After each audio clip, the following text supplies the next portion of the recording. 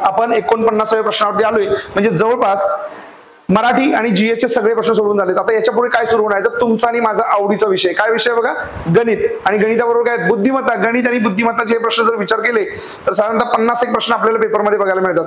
आणि गणित आणि बुद्धिमत्ता हे दोनच विषय असे आहेत जे तुमचं मेरिट ठरवू शकतात. हे दोनच विषय असे आहेत ते तुमचं सक्सेस आणि फेल्युअर ठरवू शकतात. मित्रांनो, जीएसचा विषय काही वेळा पाठांतर केलं, वाचन केलं, एक्स्ट्रा रीडिंग केलं, आपण त्याच्यापर्यंत पोहोचू शकतो. मराठीमध्ये सुद्धा काही कन्सेप्ट आहेत, संकल्पना आहेत ते तुम्हाला मार्क मिळवून देऊ शकतात. पण गणित आणि बुद्धिमत्ता हे दोन्ही विषय असे आहेत सुरुवातीपासून शेवटपर्यंत अतिशय महत्त्वाचे ठरतात. सराव महत्त्वाचा ठरतो आणि मग तोच सराव चांगल्या पद्धतीने होण्यासाठी आपण याच्या पुढचे जे प्रश्न आहेत मुंबई जिल्हा पोलीस भरतीच्या सराव पेपरमध्ये गणित आणि बुद्धिमत्ता, तर या संपूर्ण पेपरचा सराव करत असताना गणित आणि बुद्धिमत्ता या प्रत्येक प्रश्नाचं मी तुम्हाला एक्सप्लेनेशन सांगणार आहे. आणि गणितातले प्रश्न कसे असतात, पर्याय कसे असतात, कुठं फसवतात, आणि काही प्रश्न असे असतात की जे न सोडवता सुद्धा तुम्ही डायरेक्ट उत्तर लिहू शकता. मात्र त्यासाठी थोड्या संकल्पना क्लिअर व्हायला पाहिजेत. आणि या संकल्पना क्लिअर होण्यासाठी हा व्हिडिओ संपूर्ण शेवटपर्यंत बघा. प्रत्येक प्रश्नामध्ये काय संकल्पना आहे आणि हा प्रश्न सोडवण्यासाठी आपल्याला कोणत्या पद्धतीचे एफर्ट्स घेणं गरजेचं आहे यावरती आपण काम करणार आहे. चला आपण पुढच्या प्रश्नाकडे जाऊया. कोणत्याही वर्तुळात डॅश ही एकमेव असते. आता वर्तुळामध्ये कुठल्या कुठल्या गोष्टी असतात आणि एकमेव आणि एकापेक्षा जास्त असतात का, तर इथे कोणत्याही वर्तुळात डॅश ही एकमेव असते. तर पहिला पर्याय व्यास. आता पहिला व्यास कुणाला म्हणतात बघा. जर एखादा वर्तुळ घेतला आणि वर्तुळाच्या केंद्रकातून जाणारी एखादी रेषा काढली जी परिघाला दोन्ही बाजूला स्पर्श करते, केंद्रकातून जाते आणि परिघाला दोन्ही बाजूला स्पर्श करते, याला व्यास म्हणतात. मग हा व्यास झाला एकच असतो का, हा पण व्यासच आहे, हा सुद्धा व्यास आहे, हा सुद्धा व्यास आहे आणि हा सुद्धा व्यास आहे. म्हणजे वर्तुळात एकापेक्षा जास्त व्यास असू शकतात, हा पहिला मुद्दा. त्यानंतर दुसरं त्रिज्या. त्रिज्या कुणाला म्हणतात बघा. वर्तुळामध्ये केंद्रकापासून परिघापर्यंतची जी काही रेषा असते तिला म्हणतो त्रिज्या.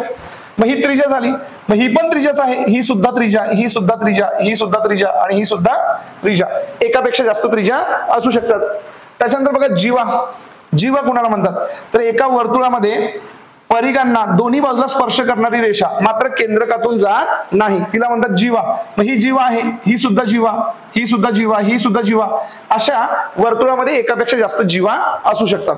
आणि त्याच्यानंतरचा जो शेवटचा पर्याय वर्तुळ केंद्र. प्रत्येक वर्तुळामध्ये केंद्र मात्र एकच असतं. ज्याच्या भोवती आपण वर्तुळ काढतो ते केंद्र एकच असतं. तर प्रत्येक वर्तुळामध्ये केंद्र एकच असतं, त्यामुळं एकमेव असते. तर काय असतं बघा, एकमेव केंद्र असतं. केंद्र एकापेक्षा जास्त असू शकत नाही. पुढचा प्रश्न बघा. पुढीलपैकी कोणते पायथागोरसचे त्रिकूट नाही. पायथागोरसचे त्रिकूट नाही असं म्हणले, किंवा कोणते पायथागोरसचे त्रिकूट असू शकेल नसेल हे आपल्याला बघायचं आहे. आता पायथागोरस म्हणजे काय हे पहिला माहिती करून घ्या. बघा इथं काय आहे, हा एक काटकोन त्रिकोण आहे आणि काटकोन त्रिकोण पायथागोरस त्रिकूट जे आहे काटकोन त्रिकोणाबाबतीत आहे. तर जिथं काटकोन होतो त्या दोन बाजूंना म्हणजे ही ए आणि बी ह्या दोन बाजूंना आपण काय म्हणतो, काटकोन करणाऱ्या बाजू.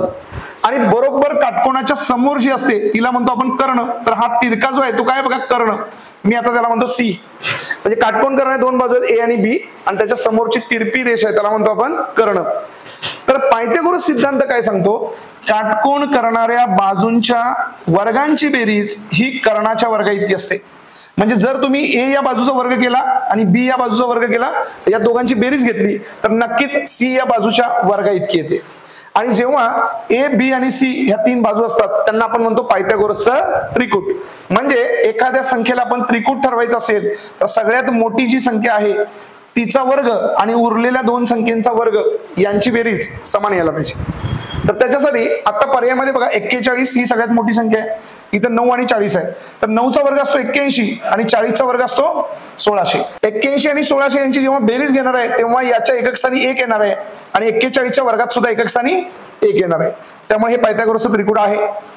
त्याच्या पुढचा जर प्रश्न बघितला 20चा वर्ग किती आहे, 20चा वर्ग 400 म्हणजे एकक स्थानी 0 आहे. आणि 25चा वर्ग किती आहे 625. यांची जर बेरीज घेतली तर एकक स्थानी किती येतात 5 येतात. पण 30चा वर्ग किती आहे, 30चा वर्ग 900.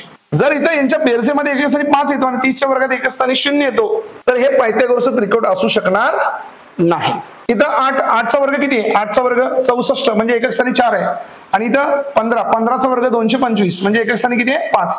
या दोघांची बेरीज करा, 5 आणि 4 9 आणि शेवटी काय 17चा वर्ग आहे 289 त्याच्या पण एकक स्थानी 9 आहे. म्हणजे पायथागोरस त्रिकूट असू शकेल.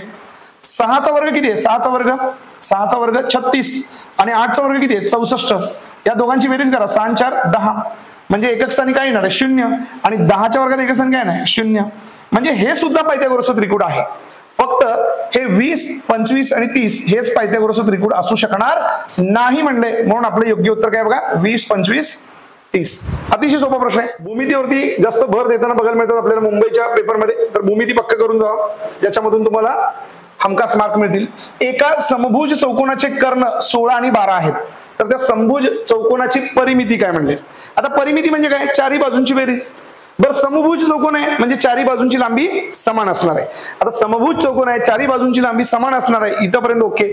पण मला सांगा कर्ण दिलेत, बाजू दिलेल्या नाही. प्रश्नात बाजू दिलेल्या नाही. आता पहिला आपण समजून घेऊया समभुज चौकोन म्हणजे काय. तर बघा हा काय आहे, समभुज चौकोन आहे.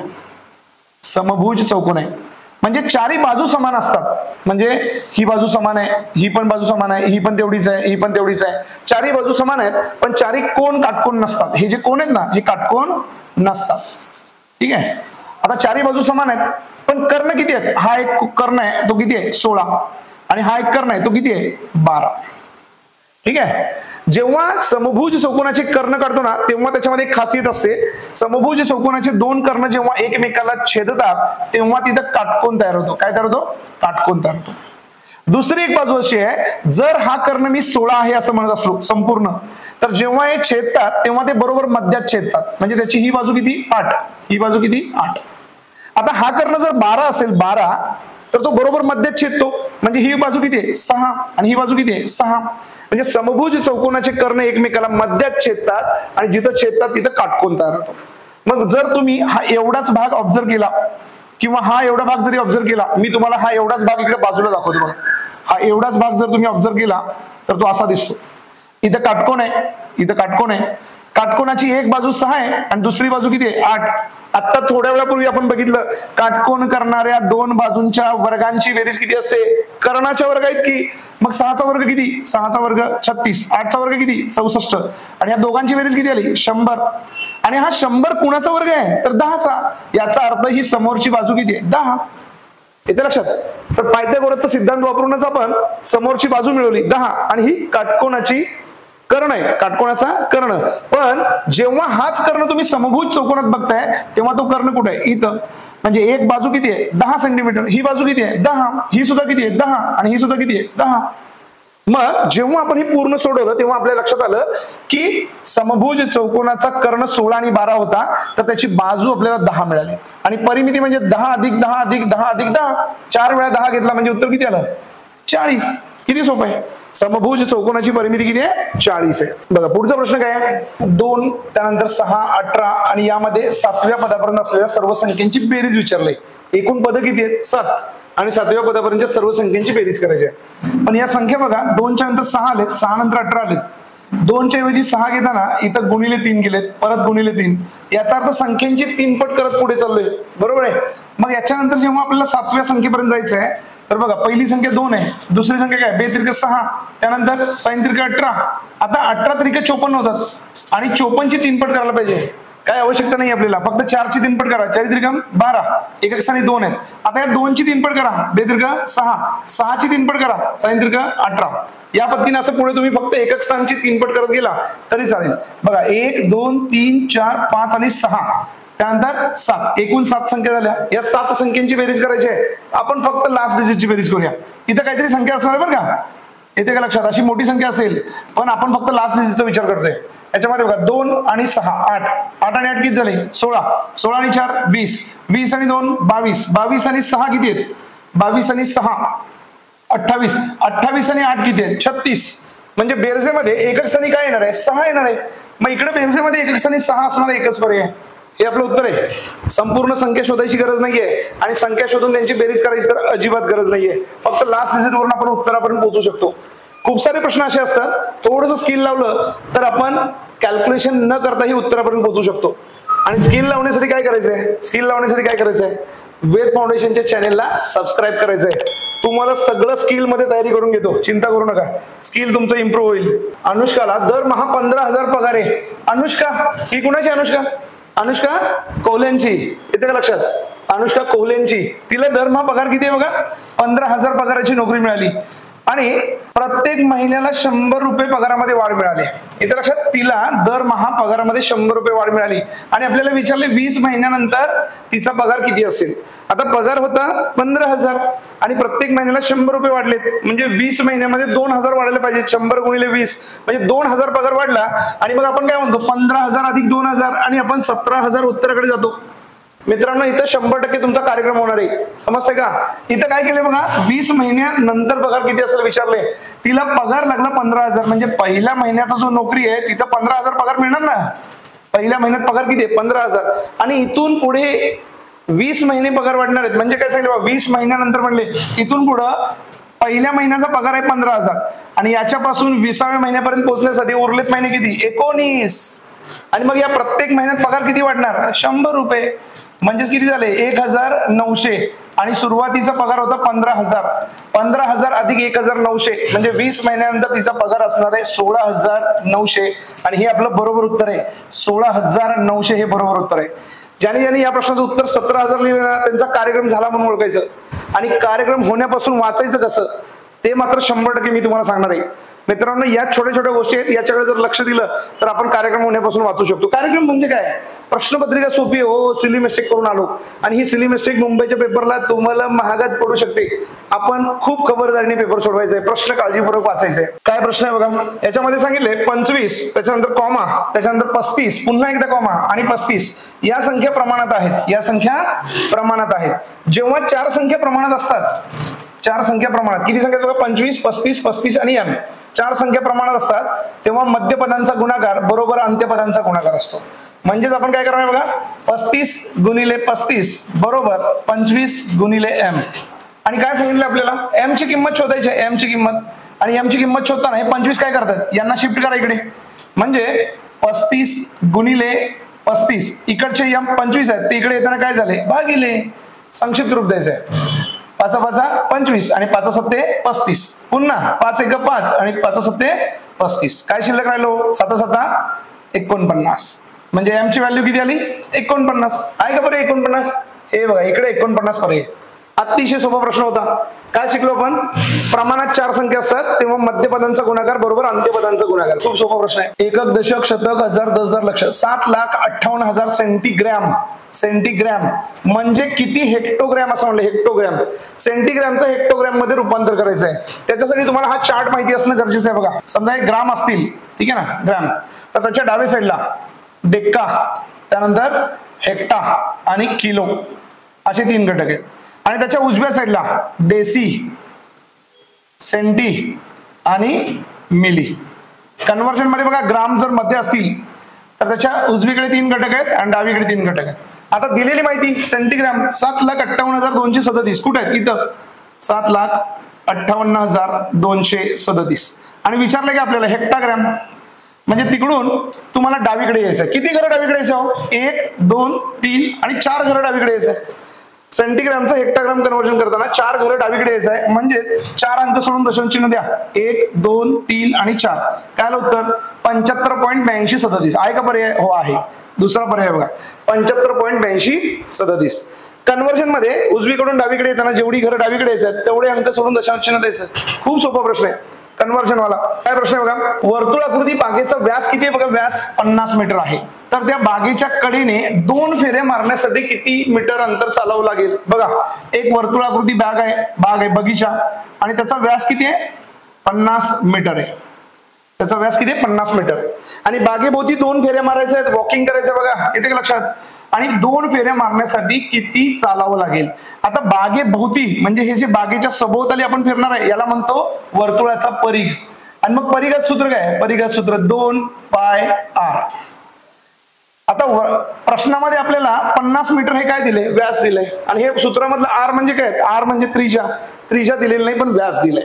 आता व्यास दिला असेल तर हे सूत्र आपण कसं वापरणार 2 पाय r असं वापरण्याऐवजी पाय d असं वापरू शकतो. पाय d म्हणजे डायमीटर आणि r म्हणजे रेडियस. त्रिज्या दिला असेल हे आणि व्यास दिला असेल तर हे. ऍक्च्युअली हे इथं 2 आणि r आहेत ना 2 ची त्रिज्येची दुप्पट म्हणजेच व्यास असतो. प्रश्नामध्ये आपल्याला व्यास दिलाय तर आपण हे सूत्र वापरणार पाय d पायची किंमत 22/7 घ्या किंवा 3.14 दोन्हीपैकी काही घेतलं तर चालेल. आता हे झालं परिघ. परिघ म्हणजे तुमची एक फेरी पूर्ण जाणार ठीक आहे. आता परिघ सूत्रामध्ये पाय 22/7 किंवा 3.14. तुमचा व्यास किती आहे? 50. पण परिघ म्हणजे एक फेरी झाली. आपल्याला फेऱ्या किती मारायच्या आहेत? 2 फेऱ्या मारायच्या आहेत, म्हणजे गुणिले 2. 3.14 गुणिले 50 गुणिले 2. 3.14 घेऊ शकताय किंवा 22/7 घेऊ शकताय. आता 50 गुणिले 2 म्हणजे 100 झाले. 3.14 गुणिले 100. आणि कुठल्याही संख्येला जेव्हा आपण 100 ने गुणतो, दशांश अपूर्णांक आहेत, 2 अंक सोडून दशांश चिन्ह होतं, म्हणजे 3.14 गुणिले 100 उत्तर येत होतं 314च्या पुढे 2 शून्य. 2 अंक सोडून दशांश चिन्ह म्हणजे दशांश चिन्ह येणार इकडे. याचा अर्थ 314 मीटर चालावं लागणार आहे. वर्तुळ आकृती बागेभोवती 2 फेऱ्या. एक फेरी म्हणजे परिघ, त्याला गुणिले 2 केलं तर किती फेऱ्या झाल्या? 2 फेऱ्या. म्हणजे 3.14 गुणिले 50 गुणिले 2. आता हा 2 कसा आलाय? 2 फेऱ्या मारले, त्यामुळे खूप सोपा प्रश्न आहे. 314 आहे का पर्याय? आहे बघा, इकडे पर्याय 314. खूप सोपा वाला प्रश्न आहे बघा. वयवारी टॉपिक वरती प्रश्न आहे हा, वयवारी. आणि त्याचबरोबर काय केले? गुणोत्तर सुद्धा दिले. गुणोत्तर आहे, वयाचं गुणोत्तर आहे. त्याचबरोबर काय केले बघा, कोण कोण आहे त्याच्यामध्ये? राम आहे बघा, इकडे सोडलं. राम आहे, मोहन आहे आणि राज आहे. किती व्यक्ती आहेत? 3 व्यक्ती. यांच्या आजच्या वयाचं गुणोत्तर किती आहे? 3:4:5 आहे. आजच्या वयाचे गुणोत्तर 3:4:5 आहे. जर त्या तिघांच्या आजच्या वयाची सरासरी पण दिली बघा, इकडं सरासरी किती आहे? 28. आता मला सांगा, व्यक्ती आहेत 3 आणि त्यांची सरासरी 28, मग त्यांची बेरीज किती होणार? सरासरी गुणिले एकूण व्यक्ती. 28 त्रिक बघा, 3×8 = 24, ह्याचे 2, 3 दोन्ही 6 आणि 2 किती आलं होतं? 84. या 3 व्यक्तींच्या वयांची बेरीज किती आहे? 84. आणि त्यांचं गुणोत्तर काय? 3:4:5. मग मी असं म्हणतो 3x + 4x + 5x. 4 आणि 3 झाले 7, 7 आणि 5 किती झाले? 12. आता या 84ला जर तुम्ही 12 ने भागला, तुम्हाला x ची किंमत मिळणार आहे. 12 × 12, 12 × 7 = 84. याचाच अर्थ x बरोबर किती आले? 7. आणि 3x म्हणजे किती? 7 त्रिक 21. 4x म्हणजे किती? 7 चोक 28. आणि 5x म्हणजे किती? 7 5 35. ही तिघांची झाली आजची वय.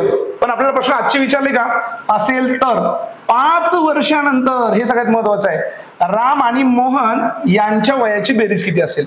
बघा, 5 वर्षानंतर हा जो राम आहे तो सुद्धा 5 वर्षांना मोठा झाला, 26 झालं. आणि मोहन कुठे आहे बघा, मोहन हा 28, हा सुद्धा 5 वर्षांनी मोठा झाला. 28 आणि 5 किती झाले? 33. राम आणि मोहन. आता मी यालाच राम का म्हणलं? कारण प्रश्नामध्ये सिक्वेन्स राम नंतर कोण आहे? मोहन. मग 3च्या नंतर राम आहे, बरोबर आहे का? पहिला नंबर 3 म्हणजे तो रामचा, नंतर आहे 4 म्हणजे तो कोणाचा आहे? मोहनचा. मग रामचं आजचं वय 21 आहे, 5 वर्षानंतर 26 झालं. मोहनचं आजचं वय 28 आहे, 5 वर्षानंतर 33 झालं. आता ह्या दोघांची बेरीज करा बघा. 6 आणि 3 किती झाला? 9. 2 आणि 3 किती झाला? 5. दोघांच्या वयाची बेरीज किती आहे? 59. इकडे पर्याय बघा 4 नंबर. सोपा आहे ना क्वेश्चन हा? बघा, ह्या एकाच प्रश्नामध्ये जर तुम्ही विचार केलं, गुणोत्तर दिले, त्यानंतर वयवारी दिले आणि सरासरी दिले, तिन्ही टॉपिकचं कॉम्बिनेशन करून प्रश्न केले. याचा अर्थ या परीक्षेसाठी आपल्याला वयवारी करायला पाहिजे, सरासरी करायला पाहिजे आणि गुणोत्तर टॉपिक सुद्धा करायला पाहिजे. खूप महत्वाचा टॉपिक आहे. परीक्षेला 2-3 टॉपिकचं कॉम्बिनेशन करून असे प्रश्न येतात. येऊ देतो, 2-3 टॉपिक असू दे, 4-5 असू देत, तयारी आपण सगळीच केली, काहीच अडचण येणार नाही. बघा इकडे काय सांगितले. आता पहिल्यांदा मोठा प्रश्न बघितला की मुलांना येतो काम, येतं का लक्षात? काय गरज नाही चिंता करायची. जरी प्रश्न मोठा असला तरी प्रश्न खूप सोपा आहे. बघा, एका व्यक्ती त्याच्या जवळील एकूण रकमेपैकी 2/3 रक्कम कशावर खर्च करतो? जेवणावर. त्यानंतर उर्वरित हा एक शब्द वापरला बरं, महत्वाचा. उर्वरित रकमेपैकी 1/3 रक्कम कशावर खर्च करतो? कपड्यांवर. पुन्हा काय केलंय? उरलेल्या रकमेपैकी 3/5 रक्कम तो काय करतो? दान करतो. बघा, दान धर्म सुद्धा करतो. आणि त्याच्यानंतर शेवटी त्याच्याकडे किती रुपये राहतात? 8,000 रुपये. 8,000 रुपये शिल्लक राहतात. तर सुरुवातीला त्याच्याकडे किती रक्कम होती असं विचारलंय बघा. येते लक्षात? सुरुवातीला किती रक्कम होती. आता शेवटी किती राहिले तो माझ्याकडे? 8,000. पहिल्यांदा लिहून टाका 8,000 आहेत तसे. त्याच्यानंतर काय करायचं माहिती का? त्यानं जो खर्च केलाय त्याच्यामधून अंश वजा करत जायचं प्रत्येक वेळेला. बघा 8,000 आहे, त्यानं सुरुवातीला खर्च किती केलाय? 2/3. याचा अर्थ 3 भागापैकी 2 भाग खर्च केलाय. 3 भागापैकी 2 भाग खर्च केलाय. तर हे 3 भाग आहेत तसे आणि 3 मधून 2 गेला, 1 छेदातला याचा. त्याच्यानंतर त्यानं खर्च किती केला? त्याच्यानंतर खर्च केला बघा 1/3. या 3 भागापैकी 1 भाग खर्च केलाय. त्यानं 3 भागापैकी 1 भाग खर्च केलाय, म्हणजे 3 मधून 1 गेला, किती उरला? 2. त्याच्यानंतर काय केलं बघा? 3/5 म्हणजे काय केलं? 5 भागापैकी 3 भाग खर्च केलाय. तर इथं काय करा? 5 भाग होते, त्याच्यापैकी 3 भाग खर्च केले, म्हणजे उरले किती? 2. या छेदामधून अंश वजा करायचा आणि तो उलटा करून लिहायचा, बस. सुरुवातीला होतं 2/3, 3तून 2 गेला 1, आपण लिहिला 3/1. त्याच्यानंतर होता 1/3, 3तून 1 गेला 2 येतोय, आपण इथं लिहिला 3/2. शेवटचा होता 3/5, 5तून 3 गेला 2, आपण 5/2. 2 लिहिला. आता फक्त संक्षिप्त रूप द्यायचं आहे, बाकी काहीच नाही याच्यामध्ये. बघा, बे के बे, बेचोक 8, 1 2 3 0, 1 2 3 0. बे के बे, बे दोन्ही 4, 1 2 3 0, 1 2 आणि 3 0. आता बघा फक्त गुणाकार शिल्लक राहिला. इथे शिल्लक काय, 2000 गुणिले 3 गुणिले 3 गुणिले 5. 5 त्रिक 15, 15 त्रिक 45 आणि 45 दोन्ही किती 90. आणि ह्या 3 शून्य आहेत तसे लिहून टाका पुढं. 1 2 3. काय आलं उत्तर आपलं? 90,000 रुपये होते सुरुवातीला त्याच्याकडे. बघा 90,000 रुपये होते सुरुवातीला. खूप सोपा प्रश्न आहे, काही शंका याच्यामध्ये. अशा पद्धतीचे खूप सारे सोपे सोपे प्रश्न असतात. फक्त मांडणी कशी करायची हे महत्वाचं आहे. आणि मांडणी कशी करायची हे कळण्यासाठी कन्सेप्ट आणि संकल्पना क्लिअर व्हायला पाहिजेत. व्हिडिओ शेवटपर्यंत बघत राहा, सगळ्या संकल्पना क्लिअर होतील तुमच्या. मुंबई जिल्हा पोलीस भरतीचा पेपर म्हणलं, भूमिती आवडीचा टॉपिक आहे, हमखास त्याच्यावरती प्रश्न आहेत.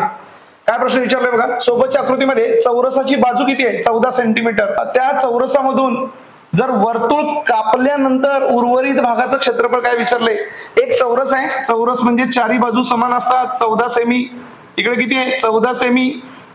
इकडे किती आहे? 14 सेमी. चारी बाजू समान आहेत बघा. इकडे सुद्धा 14 सेमी, चारी बाजू समान आहेत. आणि या चौरसामधून हा एक वर्तुळ कापून काढलाय बाजूला. उरलेल्या म्हणजे रेखांकित या भागाचं क्षेत्रफळ पाहिजे बघा. उरलेल्या या भागाचं क्षेत्रफळ पाहिजे. कुठली आकृती तयार झाली ही? त्याचं क्षेत्रफळ कसं काढायचं? चिंता करू नका, चौरसाचं क्षेत्रफळ काढा, चौरसाचे क्षेत्रफळ, आणि त्याच्यामधून वर्तुळाचं क्षेत्रफळ वजा करा. चौरसाच्या क्षेत्रफळामधून वर्तुळाचं क्षेत्रफळ वजा करायचं आहे. आणि चौरसाच्या क्षेत्रफळाचं सूत्र काय? बाजूचा वर्ग 14चा वर्ग वजा वर्तुळाचं क्षेत्रफळ काय? वर्तुळाचं क्षेत्रफळाचं सूत्र काय बघा. वर्तुळाच्या क्षेत्रफळाचं सूत्र काय? पाय आर वर्ग. पाय आर वर्ग म्हणजे काय? 22/7 गुणिले आर चा वर्ग. मग वर्तुळाचा आर, आर म्हणजे त्रिज्या. त्रिज्या दिली का वर्तुळाच्या मध्ये? नाही दिलेली. मला सांगा ही लांबी किती आहे? ही लांबी किती आहे? एकूण 14 आहे. मग ही सुद्धा लांबी 14च आहे ना, 14. पण हे 14 सेंटीमीटरचा व्यास झाला. त्रिज्या म्हणली तर सेंटर पासून, केंद्रकापासून इकडे जर हे संपूर्ण 14 आहे तर त्रिज्या किती आहे? 7 आहे. म्हणजे मी इथं काय करणार? 14चा वर्ग. 14चा वर्ग किती? 196. हे झालं चौरसाचं क्षेत्रफळ. आता वर्तुळाचं क्षेत्रफळामध्ये मी 22/7 गुणिले त्रिज्या 7 आहे, पुन्हा गुणिले 7 लिहिलं. ह्या 7 ला 7 निघून गेले. ठीक आहे, शिल्लक काय राहिलं बघा? 196 वजा 7 दोन्ही 14 4. अच्छा, 7 दोन्ही 14 आणि 1 15, 154. वर्तुळाचं क्षेत्रफळ आलं 154 आणि चौरसाचं क्षेत्रफळ आलं 196. 196 मधून 154 गेले, किती उरले बघा? 42. सोपं आहे. 42 हे उत्तर आले. मग त्यासाठी काय? 42 सेंटीमीटर पर्याय दिलाय.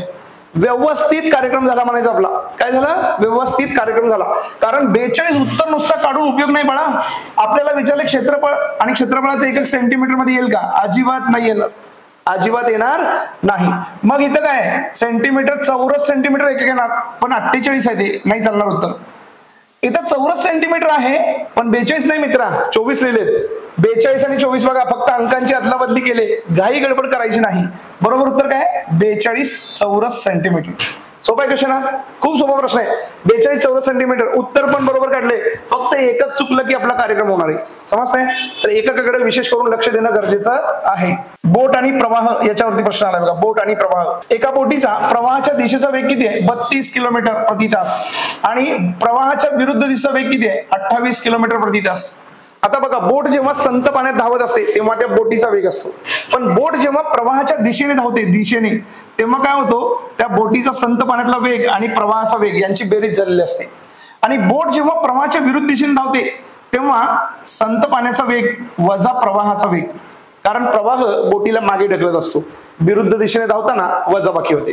म्हणजेच प्रवाहाच्या दिशेचा वेग किती आहे? 32 आणि प्रवाहाच्या विरुद्ध दिशेचा वेग किती आहे? 28. जर तुम्हाला इथं संत पाण्यातील बोटीचा वेग विचारला असेल तर 28 आणि 32 याच्या मध्ये कुठेतरी ते उत्तर असणार आहे. 28 आणि 32 जर विचार केला, 28 आणि 32 याचा बरोबर मध्य काय आहे? तर तो मध्य 30 किलोमीटर प्रति तास. हा त्याचं बरोबर उत्तर आहे. पण तरी आपल्याला या प्रकारच्या प्रश्नाचं एक्झॅक्ट उत्तर शोधण्यासाठी काय करायचं? प्रवाहाच्या दिशेचा वेग अधिक विरुद्ध दिशेचा वेग भागिले 2. 32 अधिक 28 किती झाले हो? 60. 60 भागिले 2 किती झालं उत्तर? 30 किलोमीटर. उत्तर तेच येणार आहे, फक्त आपण इथं डायरेक्ट सांगू शकतो बघा उत्तर. 32 आणि 28 याचा सेंटर यायचं आपल्याला. सेंटर म्हणजे किती? 30 किलोमीटर. आहे का पर्याय आपल्याकडे? बघा इकडे पर्याय 30 किलोमीटर प्रति तास संत पाण्यातील वेग. नळ टाकी येते का लक्षात? नळ टाकी मुंबईचा पेपर आहे आणि नळ टाकीवरती प्रश्न विचारला नाही असं होणं शक्यच नाहीये. बघा, नळ आणि टाकीवरती प्रश्न आहे. एक नळ एक टाकी 30 तासात भरतो, मात्र टाकीला छिद्र असल्यामुळे टाकी 20 तास उशिरा भरते. बघा, लक्षात आहे इकडं, टाकीला छिद्र असल्यामुळे टाकी 20 तासात रिकामी होते असं म्हणलेलं नाही. काय सांगितलंय? 20 तास उशिरा भरते. म्हणजे पूर्वीच्या नियमाप्रमाणे 30 तासात भरणार होती, आता 20 तास उशिरा भरते, म्हणजे 30 अधिक 20 50 तास लागतील. समजतंय? भरायला किती वेळ लागणार? 50 तास. आता प्रश्न काय विचारलाय बघा, तर पूर्ण भरलेली टाकी किती तासात रिकामी होईल? दोन्ही नळ एकत्र आहेत, पूर्ण भरलेली टाकी किती तासात रिकामी होईल असा प्रश्न विचारलाय. दिवसांचा गुणाकार भागिले दिवसांची वजाबाकी करायची आहे. दिवसांची वजाबाकी, हे 50 गुणिले 30 गुणाकार करायची घाई करू नका. 50 गुणिले 30 छेदामध्ये वजाबाकी आहे, 50 मधून 30 गेला, किती उरला? 20. बघा, हा 0 गेला 0, बे के बे आणि 25 दोन्ही 50. हे 25 त्रिक 75 किती तास वेळ लागणार? बघा, 75 तासांचा वेळ लागणार आहे का बरं इकडं? हो आहे, 75 तासांचा वेळ लागेल. जर 8 पुरुष एक काम 5 दिवसात करतात आणि तेच काम 6 स्त्रिया 10 दिवसात करतात. 8 पुरुष 5 दिवसात आणि 6 स्त्रिया 10 दिवसात. पण तेच काम आता 4 पुरुष आणि म्हणले 9 स्त्रिया किती दिवसात करतील? म्हणजे सुरुवातीला माहिती देताना 8 पुरुषांच्या कामाचा वेग दिलाय, त्यानंतर 6 स्त्रियांच्या कामाचा वेग दिलाय, आणि विचारताना मात्र पुरुष आणि स्त्रिया यांचं एकत्रित कामाचं स्पीड आपल्याला विचारले. तर हा प्रश्न सोडवताना काय करायचं बघा, हे 5 दिवस आहेत ना, याला आपण कॉन्स्टंट करायचे. 5 दिवस कॉन्स्टंट. 8 पुरुष जे काम 5 दिवसात करतात तेच काम 6 स्त्रिया 10 दिवसात करतात. पण त्यांना हे काम 10 दिवसाऐवजी जर 5 दिवसात पूर्ण करायचं असेल तर इथं 6 स्त्रिया आहेत ना, त्याच्यात दुप्पट स्त्रिया घ्याव्या लागतील, 12 स्त्रिया घ्याव्या लागतील. येतं लक्षात? कारण काय केलं बघा, कामाचे दिवस आपण निम्मे केलेत, म्हणजे काय होणार? स्त्रियांची संख्या दुप्पट होणार आहे. आता हा प्रश्न असा मांडू शकतो आपण, 8 पुरुष किंवा 12 स्त्रिया एक काम 5 दिवसात करतात. इथं काय लिहिलं आपण? पुरुष. इथं काय लिहिलं? स्त्रिया. आणि इथं काय? दिवस. तर तेच काम 4 पुरुष आणि 9 स्त्रिया किती दिवसात करतील? आता हा प्रश्न सोडवताना काय करायचं बघा, आपण ह्या पहिल्यांदा पुरवलेल्या माहितीचा सगळ्यांचा गुणाकार घ्या. 8 गुणिले 12 गुणिले 5 आणि छेदामध्ये काय करणार आहे? तिरकस गुणाकाराची बेरीज घ्या. 8 9 72 आणि 12 चोक 48. 72 अधिक 48 किती आलं उत्तर? 120. 12 1 12 आणि 12 10 120. 5 1 5 आणि 5 दोन्ही 10. बे के बे आणि बे चोक 8. किती आलं उत्तर आपलं? 4 दिवस. याचा अर्थ आहे 4 पुरुष आणि 9 स्त्रिया ते काम किती दिवसात करणार आहेत? तर 4 दिवसात पूर्ण करणार आहेत. सोपा क्वेश्चन आहे. काळकाम वेग या टॉपिक वरती डिपेंड आहे. एका पुस्तकाची छपाई किंमत 180 रुपये आहे. दुकानदाराने ते अस्मिताला 153 रुपयांना विकले. छपाईची किंमत 180 होती, पण त्यानं कमी किमतीला विकलं 153 ला. तर त्याने विचारले तिला शेकडा किती टक्के सूट मिळाली? 180 रुपये छपाई किंमत होती, त्याच्यापेक्षा 153 रुपयाला विकलं, म्हणजे काहीतरी कमी केलं, डिस्काउंट करून दिले. याचा अर्थ 180 मधून 27 गेले, तेवढा त्याने डिस्काउंट दिलाय. मग 180 रुपयांवरती 27 रुपयांचा डिस्काउंट, तर 100 रुपयांवरती किती?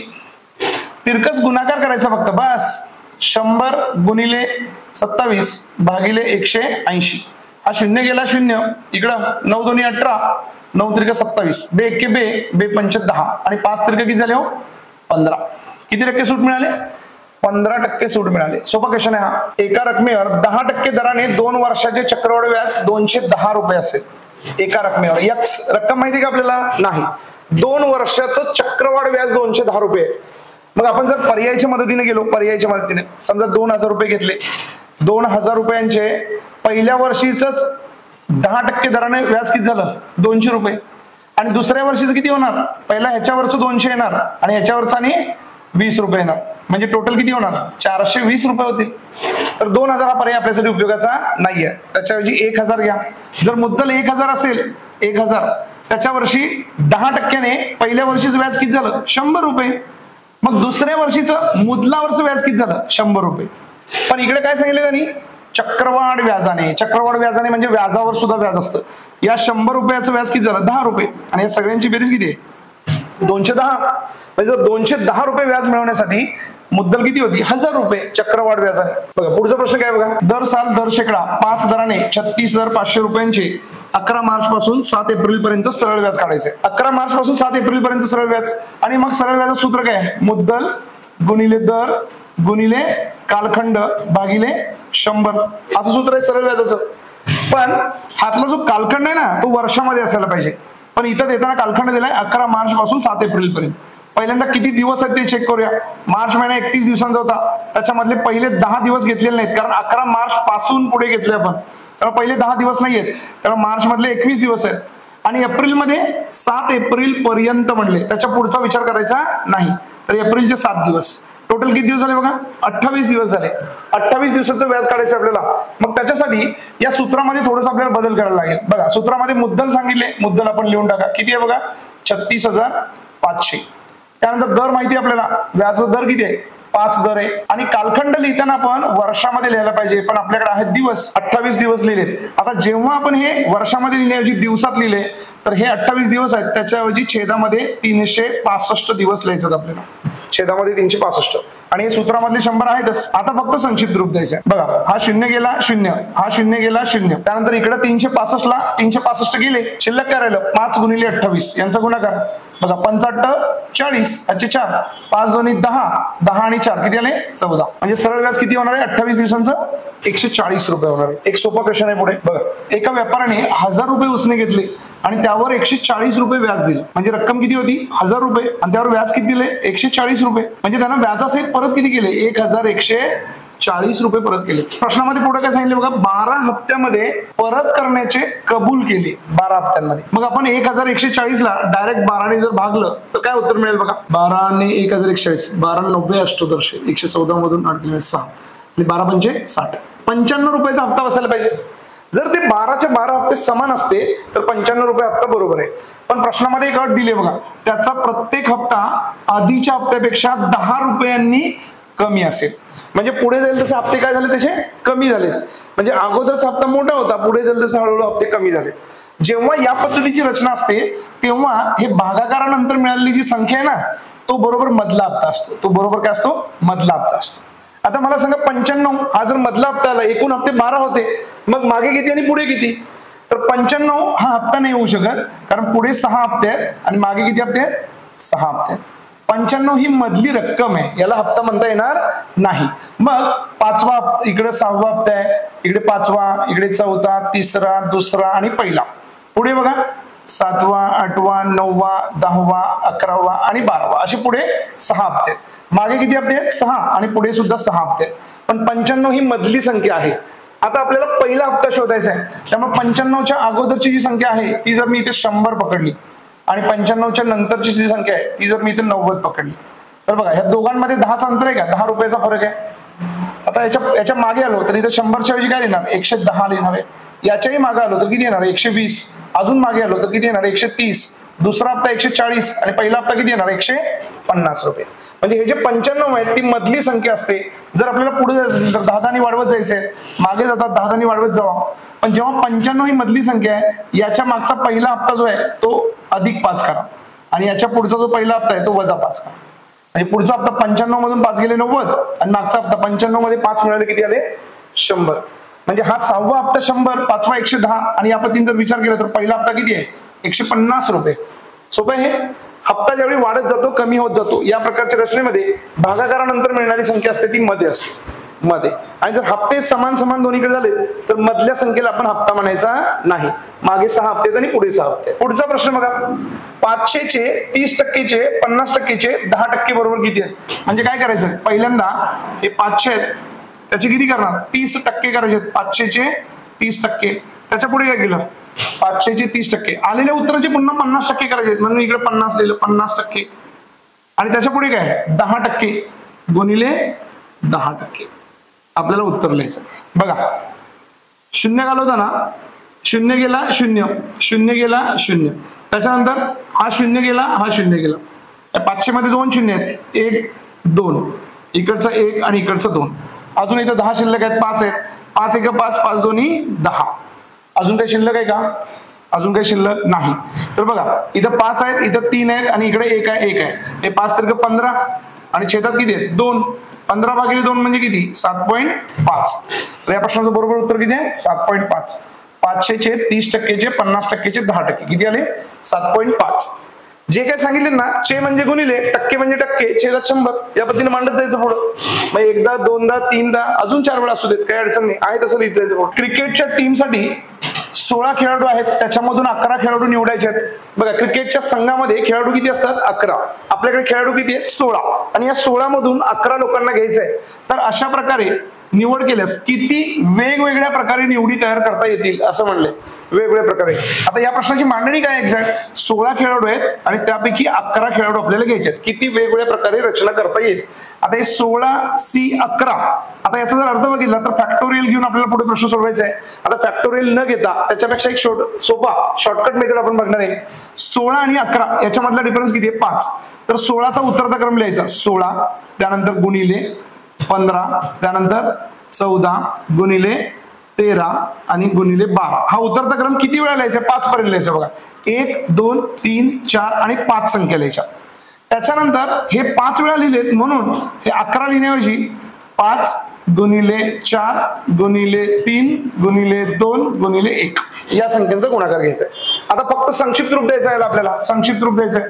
बघा, संक्षिप्त रूप देताना काय होईल? 5 × 5 आणि 5 × 3 = 15, 4 × 4 आणि 4 × 4 = 16, त्यानंतर 3 × 3 आणि 3 × 4 = 12, त्यानंतर 2 × 2 आणि 2 × 7 = 14. संक्षिप्त रूप देऊन झाल्यानंतर शिल्लक काय राहिले? बघा, 4 गुणिले 3 गुणिले 7 गुणिले 13 गुणिले 4 एवढ्या संख्या शिल्लक आहेत. आता या संख्येचा गुणाकार करताना बघा, 4 × 3 = 12, 12 × 7 = 84 आणि 84 चौक आणि परत 13 बरोबर सुद्धा गुणाकार करायचा आहे. तर सगळा गुणाकार करण्याऐवजी फक्त लास्ट डिजिटचा गुणाकार करा. 4 × 3 = 12 म्हणजे 2 आले, 2 × 7 = 14 4 आले, 4 × 3 = 12 म्हणजे 2 आले आणि 2 चौक 8, एकक स्थानी काय येणार आहे? बघा, 8. तर या पद्धतीने जर गुणाकार केला तर एकक स्थानी 8 येणार आहे आणि एकक स्थानी 8 येणारा पर्याय कुठला आहे? 4368. सगळा गुणाकार इथं करायचा नाहीये. जर एकक स्थानी येणारे 8 येणारे 2 पर्याय असतील तर मग तुम्ही इथं 4 गुणिले 3 गुणिले 7 गुणिले 13 गुणिले 4 याचं उत्तर शोधू शकताय, काहीच अडचण नाहीये. त्याच्यानंतर बघा, पुढचा प्रश्न काय सांगितलाय? 7, 9, 11, 13, 15 या क्रमवार विषम संख्यांची सरासरी काय? जेव्हा क्रमवार विषम संख्या, क्रमवार समसंख्या, क्रमवार नैसर्गिक संख्या असतात आणि त्यांची सरासरी विचारले तर संख्या किती आहेत? 1, 2, 3, 4 आणि 5 संख्या आहेत. जर 5 संख्या असतील तर मधली संख्या त्यांची सरासरी असते. सरासरी किती आहे? बघा, 11. सोपा क्वेश्चन आहे, मधली संख्या. प्रश्न बघता क्षणी उत्तर लिहायचंय. चला पुढचा प्रश्न बघायचा आपण. 625 गुणिले 125 बरोबर 5चा m-वा घातांक. तर m बरोबर काय असं विचारले. आता इकडे 625 आहेत ना, याला 5च्या घातांकित स्वरूपात लिहायला पाहिजे, कारण बरोबर चिन्हाच्या पुढे काय 5चा m-वा घातांक लिहिलाय. जर याला 5च्या घातांकित स्वरूपात लिहायचं असेल तर मी लिहिणार 5चा चौथा घातांक. बघा, 5चा चौथा घातांक घेतला तर 625 येतात आणि हे जे 125 आहेत याला 5च्या घातांकित रूपात कन्वर्ट केला तर 5चा तिसरा येणार आहे. म्हणजे आपला प्रश्न असा होईल, 5चा चौथा घातांक गुणिले 5चा तिसरा घातांक बरोबर 5चा m-वा घातांक. आणि घातांकित संख्येच्या गुणाकारामध्ये जर पाया समान असेल, पाया समान आहे का? हो आहे. तर मग बघा, घातांकांची सरळ बेरीज होते. 4 आणि 3 किती झाले? 7. मग इकडं 5चा m-वा घातांक.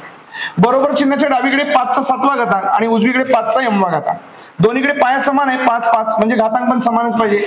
जर इथं 7 आहेत तर m बरोबर किती येणार? मग m बरोबर 7 येणार. सोपा क्वेश्चन आहे हा. बघा, याच्यानंतर पुढचा प्रश्न आहे, 1चा वर्ग अधिक 2चा वर्ग अधिक 3चा वर्ग अधिक 4चा वर्ग अशा मालिका कुठपर्यंत आहेत? 10 पर्यंत. 10चा वर्ग. जर इथे 1चा वर्ग 1 अधिक 2चा वर्ग 4 अधिक 3चा वर्ग 9 4चा वर्ग 16 अशा सर्व संख्यांचे वर्ग लिहून जर बेरीज करायचं म्हणलं तर खूप सारा वेळ लागेल. मग या सर्व संख्यांची बेरीज करायची आहे वर्ग करून, तर इतका वेळ न घालवता आपण इकडे एक फॉर्म्युला वापरू शकतो. बघा, 10 पर्यंतच्या संख्या आहेत तर इकडे 10 लिहा. 10 गुणिले 11. आता या दोघांची बेरीज याच्या पुढे लिहायचं. 10 आणि 11ची बेरीज किती आली? 21. म्हणजे 10 गुणिले 11 गुणिले 21 याला नेहमी 6 ने भागायचं. कितीने भागायचं? 6 ने भागायचं. बघा, संक्षिप्त रूप देताना कितीने भाग झालेला? 2 त्रिक 6 आणि 2 पंचे 10. 3 एक 3 आणि 3 7 21. आता शिल्लक करायला 5 गुणिले 11 गुणिले 7 म्हणजे 11 5 55 गुणिले 7 आणि मग यांचा गुणाकार 7 5 35. अच्छे 3 आहेत. 7 5 35 आणि 3 किती आलं उत्तर? 38. 385 आहे का पर्याय आपल्याकडे? हो आहे, 385. त्याच्यानंतर पुढचा क्वेश्चन बघणार आहे बघा आपण. आकृत्यांची मालिका पूर्ण करा. आकृत्यांची मालिका. याच्यामध्ये पहिल्यांदा एक आयत आकृती आहे, 2 कर्ण काढलेत, उभी रेषा, एक टिंब आहे. सगळीकडे आयत आहे. आता फक्त या टिंबाची पोझिशन आहे ती प्रत्येक वेळा बदलत गेली. बघा, आता टिंब इथं आहे, नंतर इकडे, नंतर इकडे, पुन्हा इकडे. आता प्रश्नचिन्हाच्या जागी काय येणार असा प्रश्न विचारलाय. तर बघा, इथं जी टिंब होती ती इथं गेली, त्याच्यानंतर इकडे आले, तर तर हे घड्याळाच्या काट्याच्या विरुद्ध दिशेने रोटेट व्हायला लागले. आता इथं होती ना, नंतर इकडे आली. म्हणजे या घरातून या घरात जाताना मधले एक घर सोडून पुढे गेले, पण मधले एक घर सोडून पुढे जाताना इथं केंद्राकडे होती, इथं कुठे आली बघा, कडेला आली. त्याच्यानंतर पुढे, आता याच्यानंतर पुढे जाताना बघा, इथं हे एक घर सोडून आपण इथं गेलो असं म्हणतो. त्याच्यानंतर इथं जाताना 1-2 घरं सोडून तिसऱ्या घरात आलो, 2 घरं सोडून. आता याच्यानंतर 1-2-3 घरं सोडून चौथ्या घरात गेलो. म्हणजे घड्याळाच्या काट्याच्या विरुद्ध दिशेने ही टिंब रोटेट होते, पण त्याचबरोबर पहिल्यांदा 1 घर, नंतर 2 घर, नंतर 3 घर, आता पुढे 4 घर. जर इथं विचार केला तर इथं होतं 1-2 आणि 3 घरे सोडून चौथ्या घरात गेले. आता इथून पुढे 1-2-3-4 घर सोडून 5व्या घरात. म्हणजे टिंब इथं यायला पाहिजे, अशा पद्धतीची आकृती इकडे शोधायची आहे. इथं टिंब असणारी आकृती बघा कुठे आहे. तिसरा पर्याय सोपा वाला क्वेश्चन आहे. फक्त ही जी काळ्या कलरची डार्क टिंब आहे ना, ती कुठं आहे एवढंच फक्त बघायचं आहे. प्रश्न काय सांगितलं बघा, इंग्रजी शब्दकोशाप्रमाणे शब्दांची मांडणी केल्यास खालीलपैकी कोणता शब्द दुसऱ्या स्थानी येईल, कोणता शब्द दुसऱ्या स्थानी येईल. म्हणजे बघा काही शब्द आहेत इथं काय लिहिलंय, इथं काही शब्द आहे ERASER, त्यानंतर काय लिहिलंय ENOUGH इनफ, त्यानंतर काय लिहिलंय ENGAGE. हे जे शब्द आहेत आपल्याला इंग्रजी शब्द येऊ देत नाही देत त्याचा विचार करायची गरज नाही. इंग्रजी शब्दकोशाप्रमाणे म्हणले म्हणजे काय, स्पेलिंग चेक करायचं. आता बघा यात पहिला ई आहे, यात पण पहिला ई आहे, यात पण पहिला ई आहे, यातला पण पहिला ई आहे. त्याच्यानंतर बघा इथं आर आहे, याच्यानंतर एन आहे, इथं एन आहे, इथं एन आहे. आर आणि एन मध्ये पहिला कोण येतो, पहिला एन येतो मग आर येतो. म्हणजे ही लाईन पहिल्यांदा येणार, आर सगळ्यात शेवटी. म्हणजे आज 4थ्या नंबरचा आहे, हे तर नक्की झालं. आता बघा इकडे पण एन आहे, इकडे पण एन आहे, इकडे एन आहे. मग उरलेल्यांमध्ये बघा जी आणि ओ आहे, जी ओ. आता ओ आणि जी मध्ये अगोदर कुठला येतो, तर जी अगोदर येतो, म्हणजे हा 3ऱ्या नंबरचा शब्द आहे. म्हणजे दोन्हीकडे जी आहे ना, जी ला जी निघून गेला, इथं लक्षात जी ला जी निघून गेला. आता जर विचार केला इथं आय आहे आणि इथं ए आहे, म्हणजे बघा आय हा नंतर येतो, म्हणजे हा पहिला शब्द आहे आणि हा दुसरा शब्द आहे. या सिक्वेन्स प्रमाणे गेलो तर त्यांनी काय विचारलं, दुसऱ्या स्थानी कोणता शब्द येईल, तर इंजिनियर हा जो शब्द आहे तो दुसऱ्या स्थानी येणार आहे. पुढे नातेसंबंध हा एक आवडीचा टॉपिक आहे, प्रत्येक परीक्षेमध्ये यावरती प्रश्न आहेच. काय सांगतात बघा, यस हा आर चा भाऊ आहे. यस म्हणले त्यांनी, यस म्हणजे कोण आहे, श्याम असेल. चला कोण आहे बघा, श्याम. यस हा आर चा भाऊ आहे. आता फक्त आर चा भाऊ असं म्हणले, त्यामुळे आर म्हणजे राम म्हणू शकत नाही आपण. राम आहे का रसिका माहिती का आपल्याला, नाही. यस हा आर चा भाऊ आहे, म्हणजे आर कोण आहे आपल्याला अजून माहिती नाही. यस हा आर चा भाऊ आहे, पण आर हा एस चा भाऊ नाही. आर हा एस चा भाऊ नाही. याचा अर्थ काय, हा एकटाच भाऊ आहे आणि हा भाऊ नाही. मग भावाभावांमध्ये एकटा भाऊ आहे आणि एकटा भाऊ नाही असं होईल का, तर नाही. जर हा भाऊ आहे आणि हा भाऊ नाही म्हणतोय, तर आर ही कोण आहे बघा, बहीण आहे. समजलं का, आर ही बहीण आहे. आणि मग पुढे काय सांगितले, आर चे एस ची नातं काय, हो हेच तर विचारले. आर ही एस ची कोण आहे, आर ही एस ची कोण आहे, बहीण आहे. दिशा टॉपिक वरती डिपेंड आहे बघा. पुढचा प्रश्न अतिशय सोपा प्रश्न आहे. काय सांगितलंय बघा, आलिया सकाळी देवपूजा करत असताना, आलिया भट्टांची नव्हे, कपूरांची. झालं तिचं आता. आलिया कोणाची, कपूरांची. बघा कपूरांची आलिया काय करायला लागले, सकाळी देवपूजा करत असताना सूर्याला पाणी अर्पण करते. आता सकाळची वेळ आहे आणि सूर्याला पाणी अर्पण करायला लागले, म्हणजे आलियाचा चेहरा कुठल्या दिशेला आहे बघा, पूर्व दिशेला आहे. आलिया कुठे बघायला लागली, पूर्वेकडे. ज्या वेळेला आपण पेपरवरती दिशा दाखवत असतो तेव्हा नेहमी समोरची दिशा कुठली दाखवायची, उत्तर. समोरची दिशा कुठली दाखवायची, उत्तर. आता समोर उत्तर आहे आणि आलियाच्या उजव्या हाताला पूर्व दिशा असणार आहे, कारण बघा समोर जर उत्तर असेल तर उजव्या हाताला पूर्व आहे. आलियाचा चेहरा आता पूर्वेकडे. आलिया काय करले, सूर्याकडे बघून पाणी अर्पण करायला लागले. आणि मग पुढे प्रश्न विचारलाय, तिच्या डाव्या हाताची दिशा कोणती. आता आलियाचा चेहरा जर पूर्वेकडे असेल, याला घड्याळाचा काटा आहे समजा. घड्याळाचा काटा जर काट्याप्रमाणे फिरला तर त्याला म्हणतो आपण उजवी दिशा. कुठली म्हणतो आपण, उजवी. आणि घड्याळाचा काटा जर विरुद्ध बाजूला फिरला तर त्याला म्हणतो आपण डावी दिशा. मला सांगा आता, आलियाचा चेहरा आहे पूर्वेकडे आणि तिच्या डाव्या हाताला कोणती दिशा आहे, मग उत्तर. मग या प्रश्नाचं उत्तर काय आहे, तर उत्तर दिशा आहे. या प्रश्नाचं उत्तर काय, उत्तर दिशा. अतिशय सोपा प्रश्न आहे बघा. त्याच्यानंतर पुढे, सकाळी 8 वाजल्यापासून 9 वाजेपर्यंत कोणत्या वेळी घड्याळाचा तास काटा आणि मिनिट काटा यांच्यामध्ये 180 अंशाचा कोन होईल. किती अंशाचा कोन विचारले, 180. तर बघा 8 ते 9 किती वेळ आहे आपल्याकडे, 1 तासाचा वेळ आहे. तर एका तासामध्ये एकदा 180 अंशाचा कोन होतो. म्हणजे दोन्ही काठी काय होतात, सरळ रेषेत येतात. आता दोन्ही काठी सरळ रेषेत येणार आहेत 8च्या नंतर 9च्या अगोदर. म्हणजे ते टायमिंग काय असेल बघा, 8 वाजून x मिनिटं. 8 वाजून x मिनिटं. तर मला हे x शोधायचं आहे. आता x शोधण्यासाठी काय फॉर्म्युला आहे, x बरोबर 60/11. आता हे 60/11 फिक्स आहे आणि त्याच्यानंतर पुढे काय लिहायचं, तास. पण हे तास कुठले लिहायचे, तास कुठले लिहायचे, पुढं 6 नंतर पूर्ण झालेले तास, पूर्ण झालेले तास लिहायचे. मला सांगा 8च्या नंतर आपण चेक करलोय म्हणजे किती तास पूर्ण झालेत, 2 तास पूर्ण झालेत, म्हणजे 60 भागिले 11 गुणिले 2. तर या प्रश्नाचं उत्तर येईल 60 गुणिले 2 म्हणजे 120 भागिले 11. 120 ला 11 ने भागलं, 11 आणि 10 आहे 110. 120 मधून 110 गेले, किती उरले 10, आणि छेदात किती आहेत 11. म्हणजे याची व्हॅल्यू किती आली 10.10/11. याचा अर्थ आपलं उत्तर आहे 8 वाजून 10.10/11 मिनिटे. 180 अंश कोण कधी होणार आहे, तर 8 वाजून 10.10/11. रांगेतील स्थान या घटकावरती प्रश्न आहे बघा. रांगेतील स्थान सोपा क्वेश्चन आहे. एका रांगेत दीपक सुरुवातीकडून 11वा आहे, सुरुवातीकडून किती नंबरवर आहे 11वा, आणि रोहित 19व्या क्रमांकावर असून तो रांगेत मधोमध असल्यास, बघा रोहित बद्दलची जी माहिती आहे ती महत्वाची आहे. बघा रोहित कुठे आहे, रोहित समोरून 19व्या क्रमांकावर आहे आणि तो रांगेत मधोमध आहे, याचा अर्थ तो शेवटून पण किती नंबरवर आहे 19व्या नंबरवरती आहे. आता एकाच व्यक्तीचे दोन्ही नंबर मिळालेत, समोरून 19वा आणि शेवटून पण 19वा, तर हे दीपक रांगेत कितव्या क्रमांकावर आहे ही माहिती आपल्या कामाची नाहीये, त्याचा विचार नाही केला तरी चालेल. बघा एकाच व्यक्तीचे 2 नंबर मिळतात, 19 समोरून पण 19वा आणि शेवटून पण 19वा. सरळ या दोघांची बेरीज करून वजा 1 करायचं, 19 दोन्ही 38 आणि त्याच्यातून वजा 1 केला, किती आलं उत्तर 37. तर रांगेत एकूण संख्या किती आहे 37 लोक आहेत रांगेत, 37. बघा इथं 38 पर्याय दिलाय, ते आपला कार्यक्रम करण्यासाठी दिलंय. इथं तुम्ही कन्फ्युज व्हायचं नाही, वजा 1 करायला विसरायचं नाही. हा 1 वजा का करायचा, कारण समोरून पण 19वा नंबर रोहितचाच आहे आणि शेवटून पण 19वा नंबर कोणाचा आहे रोहितचाच. एकाच व्यक्तीचे 2 नंबर दिलेत म्हणून वजा 1 करायचा तो. तर 38 मधून 1 वजा करायला विसरायचं नाही, नाहीतर इकडे कार्यक्रम आपला झालाच. मुंबईचा पेपर आणि आकृत्या मोजणे 100% परीक्षेला प्रश्न असणार आहे आकृत्या मोजण्यावरती. बघा आता इथे सोपा प्रश्न दिलाय, सोबतच्या आकृतीमध्ये एकूण किती कोण आहेत बघा, कोणांची संख्या विचारली. आकृतीमध्ये जेवढे काही कोण दिसतात त्याला नंबर द्या, 1 2 3 4 5 6 7 आणि हे किती आहेत 8. तर ह्या 1 पासून 8 पर्यंत सर्व संख्यांची बेरीज करायची आहे. 1 अधिक 2 अधिक 3 अधिक 4 असं 8 पर्यंत करा, आवश्यकता नाही आपल्याला, डायरेक्ट हे 8 ला पकडायचे. 8 गुणिले 9 भागिले 2, बघा बे के बे, बे चोक 8 आणि 9 चोक 36. तर कोणांची संख्या किती आहे 36. एकूण कोण किती आहेत बघा 36 आहेत. आहे का पर्याय इकडे, सोपा प्रश्न आहे. त्याच्यानंतरचा प्रश्न बघा, वेन आकृती ओळखा. नेदरलँड, जपान आणि फिजी.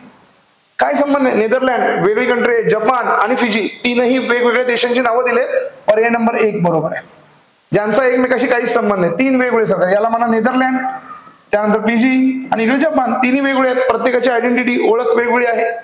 सोपा क्वेश्चन आहे. पुढे बघा 169 196 200, अरे मित्रा वर्ग दिले, तिकडं वर्ग आहेत आणि पुढे प्रश्नचिन्हात जागी काय येणार आहे, इकडे काय दिले 13चा वर्ग आहे, त्यानंतर काय 14चा वर्ग, 15 इथं 16चा वर्ग आहे आणि 289 म्हणजे 17चा वर्ग आहे, त्यानंतर 18चा वर्ग, 19चा वर्ग आणि तुमच्यासाठी सोपा वर्ग ठेवलाय बघा 20चा वर्ग लिहायचा.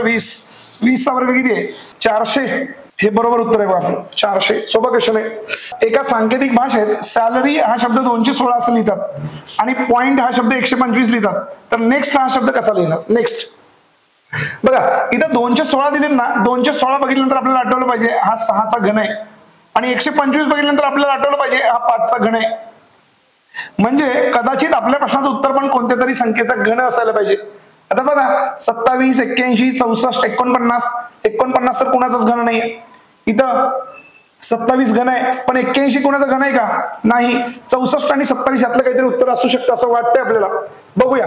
पण हे 6चा घन घ्यायचं कारण काय, सॅलरी मध्ये 1 2 3 4 5 आणि 6, सॅलरी या शब्दामध्ये 6 अक्षरांचा वापर केलाय म्हणून 6चा घन. पॉइंट मध्ये बघा 1 2 3 4 आणि 5, पॉइंट या शब्दामध्ये 5 अक्षरांचा वापर केलाय म्हणून 5चा घन केलाय. आता नेक्स्ट मध्ये काय केलंय 1 2 3 4, 4 अक्षरांचा वापर केलाय म्हणून याचं उत्तर येणार आहे 4चा घन. आणि 4चा घन काय 64, हे आपलं बरोबर उत्तर आहे. याच्यानंतर पुढचा क्वेश्चन बघा काय सांगितलंय. एका सांकेतिक भाषेत 273 म्हणजे डू द वर्क, 348 म्हणजे वर्क इज हार्ड आणि 756 म्हणजे सिट द वेस्ट असं लिहिलंय बघा. त्यानंतर डू साठी कोणत्या संकेत वापरलाय असं विचारलंय. आता काय केलंय इथं 3 अंक वापरलेत आणि 3 अक्षराचं 3 शब्दांचं वाक्य आहे. 3 अंक वापरलेत 3 शब्दांचं वाक्य आहे. पण याचा अर्थ पहिलं अक्षर पहिल्या शब्दासाठी असं होत नाही. आपण काय कंपॅरिझन करायचं आहे, पहिलं वाक्य आणि दुसरं वाक्य याच्यामध्ये कंपॅरिझन करा. पहिल्या वाक्यात आणि दुसऱ्या वाक्यात कॉमन असणारा शब्द कुठला आहे, तर इथं काय दिले, वर्क. इकडे सुद्धा काय वर्क आहे, दोन्ही मध्ये कॉमन. आता दोन्ही कोड मध्ये कॉमन काय बघा, इथं 2 7 3, इकडं 3 4 8. त्याचा अर्थ वर्क या शब्दासाठी 3 हा अंक वापरलाय, 3 हा संकेत वापरलाय. त्याच्यानंतर दुसरं वाक्य आणि तिसरं वाक्य कम्पेअर करा. बघा, वर्क इज हार्ड असं लिहिले. त्यानंतर तिसरं वाक्य काय, सीट विथ वेस्ट लिहिले. या दोघांमध्ये कॉमन काय आहे का हे शोधायचं आहे. या दोघांमध्ये कॉमन काय आहे का, नाही. पहिलं वाक्य आणि तिसरं वाक्य याच्यामध्ये कॉमन काय आहे का, पहिलं वाक्य आणि तिसरं वाक्य बघा, सीट द वेस्ट, इथं द आहे, इथं बंद आहे, इथं 756 आहेत आणि इथं 273. आता यात द साठी काय वापरलं, इथं द ला मी स्क्वेअर केलाय बघा, इथं सुद्धा द ला मी स्क्वेअर केला. याच्यामध्ये 7 आहे बघा, 7 आणि इथं सुद्धा काय 7 आहे. याचा अर्थ द साठी कोणता कोड वापरलाय, तर 7 वापरलाय. आणि आपल्याला विचारलंय डू साठी कोणता संकेत वापरलाय. डू द वर्क 3 शब्दांचं वाक्य होतं, इथं 3 कोड होते, पहिले 2 कोड मिळाले, डू साठी कोड मिळाला नव्हता, तर 2 हा कशाचा कोड आहे बघा, डूचा. याचा बरोबर आन्सर काय, डू साठी कोणता संकेत वापरलाय, तर 2 वापरलाय. अतिशय सोपा प्रश्न. लयबद्ध अक्षर मालिका आहे, अक्षर मालिका दिली लयबद्ध, त्याच्यावरती प्रश्न आहे बघा, लयबद्ध अक्षर मालिका. आता जेव्हा अशी मालिका असते, रिकाम्या जागा भरून आपल्याला गट निवडायचा असतो. तर बघा 1 2 3 4 5 6 7 8 9 10 11 आणि 12. जेव्हा 12 अक्षरांचा गट दिलाय तेव्हा एकतर त्याच्यामध्ये 3 3 चे 4 गट असतील किंवा 4 4 चे 3 गट असतील. आता आपण पकडून जाऊया की 3 3 चे 4 गट आहेत असं गृहीत धरलं, तर इथं 2, इथं तिसरा 3 झाले, त्यानंतर इथं 3 आहे, त्यानंतर इथं 3 आहे आणि पुढे रिकाम आहे. जर तुम्ही बघितलं इथं डबल बी आहे रिकामी जागा, डबल ए रिकामी जागा, डबल बी रिकामी जागा, डबल ए रिकामी जागा. मग मी इथं डबल बी आहेत म्हणून जर मी इथं बी लिहायचा विचार केला, इथं बी लिहिला, इथं डबल ए म्हणून मी इथं ए लिहायचा विचार केला, डबल बी आहे म्हणून इथं बी लिहिला आणि डबल ए म्हणून मी इथं काय केला, ए लिहिला. तर बघा triple B triple A, triple B triple A आहे का तसं ऑप्शन. मग त्या पद्धतीने विचार केला, बी ए असं उत्तर पाहिजे आपलं. बी ए आहे पहिलाच पर्याय. सोपा क्वेश्चन आहे हा. दुसरा क्वेश्चन बघा, इथं 3 3 ची मालिका आहे का 4 4 ची मालिका आहे, चेक करूया. बघा इथं 3 3 ची मालिका आहे, 4, इथं पण 8 लिहा, इथं पण 8 लिहा, ठीक आहे. 488 त्यानंतर इथं 488 3 3 ची मालिका, 448 आणि 448 म्हणजे 488 488 448 448 अशा पद्धतीने मालिका होऊ शकते. त्यामुळे इथं 1 2 3 3 वेळा 8 आणि शेवटी 4 आहे, 3 वेळा 8 आणि शेवटी 4 हा ऑप्शन आपला बरोबर आहे. इथं फक्त कोणते अंक येणार हे शोधायचं नाहीये, तर त्या अंकांचा सेट पर्यायामधून निवडायचा आहे. तर बरोबर उत्तर काय येईल बघा, 3 वेळा 8 आणि एकदा 4 आहे. सोपा क्वेश्चन आहे हा. विसंगत घटक ओळखा म्हणलेत आणि गोदावरी, कृष्णा, तापी आणि भीमा या नावांचा जर विचार केला तर ह्या महाराष्ट्रातील नद्यांची नावं आहेत, महाराष्ट्रातील नद्यांची नावे आहेत. तर गोदावरी ही नदी कुठली आहे, तर पूर्व वाहिनी आहे. कृष्णा पूर्व वाहिनी आहे, तापी मात्र पश्चिम वाहिनी आहे आणि भीमा कुठे आहे बघा, पूर्व वाहिनी. म्हणजे एकमेव तापी ही पश्चिम वाहिनी आहे, त्यामुळे ही विसंगत घटक म्हणायचं आहे. म्हणजे इथं विसंगत घटक असा जरी प्रश्न आला असला तरी हा जीएसचा प्रश्न आहे, भूगोलाचा अभ्यास पाहिजे, इथं लक्षात बघा. त्याच्यानंतर पुढे पुन्हा विसंगत घटक ओळखा, विसंगत घटक ओळखा म्हणून सांगितलंय. हे 4 जे शब्द आहेत या 4 शब्दांमध्ये कुठल्या ना कुठल्या कारणाने एक ग्रुप तयार होतो. हा ग्रुप सोडून वेगळा कुठला गट आहे तेवढे निवडायचं आहे. बघा जर इथं विचार केला बी आहे, बीचा नंबर बी आहे, त्यानंतर सी आणि डी, बी सी डी पाहिजे होतं पण सी च्या अपोजिट वापरले, कदाचित हा पॅटर्न असेल. पुढे चेक करूया आपण. बघा ई आहे, त्यानंतर एफ आणि जी, म्हणजे इथं एफ च्या अपोजिट वापरले. त्याच पद्धतीनं एच आय जे आणि आय च्या अपोजिट वापरले. पण त्याच पद्धतीने जर विचार केला इथं के एल आणि एम पाहिजे होता, इथं पहिली गोष्ट एम नाही आहे आणि एल च्या अपोजिट पी नसतो, इथं ओ पाहिजे होता. म्हणजे विसंगत घटक कुठला आहे, के पी ओ हा घटक विसंगत आहे. इथं लक्षात दिलेल्या अक्षरांच्या गटामध्ये कुठला पॅटर्न वापरलाय ते बघून आपण विसंगत घटक ठरवायचे. पुढचा प्रश्न बघा, 7 4 आहे, त्यानंतर 7 12 20 आणि 28 यातील विसंगत पद ओळखा म्हणले. आता जेव्हा इथे सॉल्व्हिरम देऊन दिलेत ना तेव्हा याच्यामध्ये काहीतरी पॅटर्न तयार होतो. बघा 4 च्या पुढे 7 म्हणजे 3 चा डिफरन्स आहे, 7 च्या पुढे 12 7 आणि 5 12 होतं म्हणजे 5 चा फरक आहे. त्याच्या पुढे 12 च्या नंतर 20, आता इथं 3 चा फरक आहे, इथं 5 चा फरक आहे, म्हणजे 7 चा फरक असायला पाहिजे होता. म्हणजे 12 आणि 7 इथं 20 च्या ऐवजी 19 पाहिजे होता. आणि मग या 7 च्या पुढे जर फरक घेतला 19 28 म्हणजे पुढचा नंबर बरोबर आहे, फक्त या 20 च्या ऐवजी 19 पाहिजे होतं. म्हणजे विसंगत घटक काय आहे बघा, 20 आहे. अशा पद्धतीने चुकीचा घटक शोधायचा याच्यामध्ये. परस्पर संबंधावरती आधारित आहे बघा, परस्पर संबंधावरती. इथे काय लिहिलंय, लाईक लिहिलंय, त्याच्यासाठी HMGI आणि टास्क साठी काय येईल असं विचारलंय. म्हणजे हा जो शब्दाचा गट आहे त्याच्यासाठी पुढे एक पूर्ण शब्दाचा गट दिलाय, त्याच्यामध्ये काही संबंध आहे तो शोधायचा आहे. पण हा संबंध शोधत असताना याचे नंबर लिहा. L चा नंबर किती आहे 12, I चा नंबर किती आहे 9, K चा नंबर 11 आणि E चा नंबर 5. त्याच पद्धतीने जर H चा नंबर लिहिला 8, M चा नंबर 13, G चा नंबर 7 आहे आणि I चा नंबर 9 आहे. म्हणजे 12 च्या ऐवजी 8 वापरलेत म्हणजे वजा 4 केलेत. त्याच्यानंतर 9 च्या ऐवजी 13 वापरलेत, आता मात्र अधिक 4 केलेत. पहिल्यांदा वजा 4 नंतर अधिक 4. 11 च्या ऐवजी इथे किती वापरलेत बघा 7, आता पुन्हा एकदा वजा 4 आणि 5 च्या ऐवजी किती वापरलेत 9 म्हणजे अधिक 4 चा पॅटर्न वापरले. आता त्याच पद्धतीने आपण इथे नंबर द्या 20, 1, S चा नंबर 19 आहे आणि K चा नंबर 11 आहे. तर अधिक 4 वजा 4 चा पॅटर्न हे जरी खरं असलं तरी सुरुवातीला काय केले, वजा केले की अधिक. 12 च्या ऐवजी 8 म्हणजे सुरुवातीला वजा केलंय, म्हणजे 20 मधून 4 गेला तर पहिला नंबर येणार इकडे 16. 1 मध्ये 4 मिळवला म्हणजे किती 5. 19 मधून 4 गेला म्हणजे किती 15 आणि 11 मध्ये 4 मिळवला म्हणजे किती 15. या पद्धतीने आपले अक्षर यायला पाहिजेत. 16 नंबर कोणाचा आहे तर P चा, 5 नंबर कोणाचा आहे E चा आणि 15 O आणि पुन्हा 15 आलाय O. तर याचं बरोबर उत्तर काय असणार PEO आणि O. आहे का ऑप्शन तसा? हो आहे. पुढचा पॅटर्न बघा काय प्रश्न आहे. इथंही परस्पर संबंधावरतीच प्रश्न आहे पण अक्षरांचा गट दिलेला नाही, फक्त अक्षर दिलेत, फक्त अक्षर. नंबर लिहायच्यात. N चा नंबर किती आहे 14, H चा नंबर किती आहे 8, T चा नंबर किती आहे 20. 14 आणि 8 मध्ये काय संबंध आहे, फक्त वजा 6 केलेत.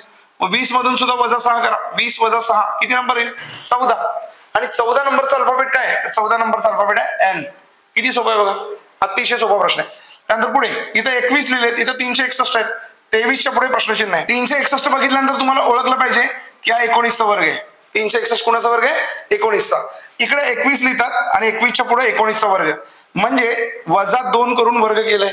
मग इथं सुद्धा वजा 2 करा, 23 मधून 2 गेला 21 आणि 21 चा वर्ग, 21 चा वर्ग किती आहे 441. वर्ग पाठ असेल तर पटपट पटपट लिहू शकतो आपण. बघा 21 चा वर्ग किती आहे 441. त्याच्यानंतर पुढे एक शब्दांचा गट आहे, परत अक्षरांचा गट आहे, अंकांचा गट आहे. शब्दांचा गट आहे, अंकांचा गट आहे या पद्धतीनं.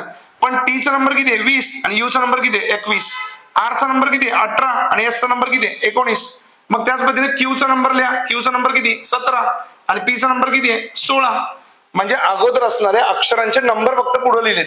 17, 16 हे तुमचं बरोबर उत्तर आहे. प्रश्नचिन्हाच्या जागी काय येणार बघा 17, 16 येणार आहे. बघा काय पुढचं क्वेश्चन. इथं KNLO कॉमा देऊन पुढे प्रश्नचिन्ह दिलंय बघा. आता या पद्धतीने शोधत असताना K च्या नंतर बघा L, M, N आणि मग पुढे काय येणार O.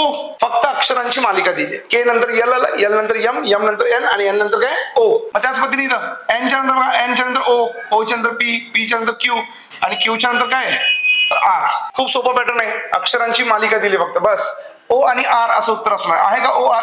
बघा OR दुसरा ऑप्शन आहे. आता इथं अक्षरांची मालिका होती तशी अंकांची मालिका दिली. 20 आणि 31 मध्ये 11चा डिफरन्स आहे. 31 आणि 44 मध्ये 13चा डिफरन्स आहे. 44 आणि 59 मध्ये 15चा डिफरन्स आहे. बघा एकदा 11चा फरक आहे, 13चा आहे आणि 15चा आहे. आता याच्या नंतर कितीचा फरक येणार हे मी सांगायला पाहिजे का. बघा 11, 13 आणि 15च्या नंतर काय येणार 17चा फरक आहे. 2चा फरक विषम संख्या आहेत. 15च्या नंतर 17चा फरक आहे म्हणजे 59 अधिक 17 करायचे. 59 अधिक 17 किती आली बेरीज 76. त्याचं बरोबर उत्तर काय 76. बघा पुढचा प्रश्न बघायचा काय सांगितलं इकडे. जर निळ्याला लाल म्हटले, लालला हिरवे म्हटले आणि हिरव्याला अजून काहीतरी म्हणले, कशाला काय म्हणले नंतरचं बघा आपल्याला विचारलंय का. बघा तर पावसाळ्यात गवताचा रंग कोणता असतो असं विचारलं तर मला पहिल्यांदा सांगा पावसाळ्यात गवताचा रंग कुठला असतो. गवताचा रंग हिरवा असतो. मग हे आपलं बरोबर उत्तर आहे. इथं पर्यायामध्ये पण हिरवा दिसायला लागले, ते उत्तर लिहून चालेल का तर नाही. तर अगोदरची काही पुरवलेली माहिती आहे आपल्याला, सांगितलेली माहिती आहे प्रश्नामध्ये, त्याच्यात बघा काय म्हणले लालला, बघा निळ्याला काय म्हणले लाल म्हणले, लालला काय म्हणले हिरवा म्हणले. आता हिरव्याला काय म्हणले हे महत्वाचं आहे आपल्याला. हिरव्याला काय म्हणले काळा. म्हणजे जरी आपलं उत्तर हिरवा आलं असलं तरी प्रश्नात दिलेल्या माहितीमध्ये हिरव्याला काय म्हणले बघा काळा. म्हणून पावसाळ्यात गवताचा रंग हिरवा जरी असला तरी आपल्या प्रश्नाचं उत्तर येते काळा. येते लक्षात. सोपा प्रश्न आहे हा. कशाला काय म्हणले हे शेवटी बघायचं. विचारले काय ते पहिला महत्वाचं आहे. विचारलेल्या प्रश्नाचं खरं उत्तर हिरवा आणि हिरव्याला काय म्हणले काळा, हेच आपलं बरोबर उत्तर आहे. बघा याच्यानंतर पुढे मुंबईमधील वांद्रे वर्डी यास जोडणाऱ्या सागरी पुलास कोणाचे नाव दिले. आता बघा मुंबई जिल्ह्यावरती पेपर आहे त्यामुळे त्या अनुषंगाने मुंबईमधील काही महत्वाच्या घटना, महत्वाची स्थळं, महत्वाची ठिकाणं याच्यावरती प्रश्न असणार हे निश्चितच आहे. मुंबईमधील वारळे वर्डी या ठिकाणांना जोडणाऱ्या सागरी पुलाला काय नाव दिले, कोणाचं नाव दिले, तर ते राजीव गांधींचं नाव दिलं बघा, राजीव गांधी असं नाव दिले त्या पुलाला. ठीक आहे, हा थोडा जीकेचा भाग आहे, पाठांतर करायला पाहिजे, येते लक्षात, सोपा भाग आहे. मुंबईच्या पेपरमध्ये मुंबईशी रिलेटेड ज्या काही गोष्टी आहेत जीके वरती डिपेंड, त्या पाठांतराचा थोडासा भाग आहे, पाठांतर करून घ्यायला पाहिजे, सोपा भाग आहे एकदम. बघा यानंतरचा पुढचा प्रश्न बघा काय, 2011च्या जनगणनेनुसार खालीलपैकी कोणत्या जिल्ह्यात सर्वात कमी लिंग गुणोत्तर आहे. आता 2011च्या जनगणनेनुसार का म्हणले, आता 2024 चालू आहे पण 11च्या म्हणले, त्याचं कारण असं आहे प्रत्येक 10 वर्षातून एकदा जनगणना केली जाते. भारतातील लोकसंख्येची गणना कधी होते तर 10 वर्षातून होते. मग 2011ला झाली होती, त्यानंतर 21ला व्हायला पाहिजे होती ना, पण नाही झाली अजून. त्याचं कारण असं आहे की 21 यावेळेला कोरोना कालखंड चालू होता, कोरोनामुळे त्यावेळेला जनगणना होऊ शकली नाही.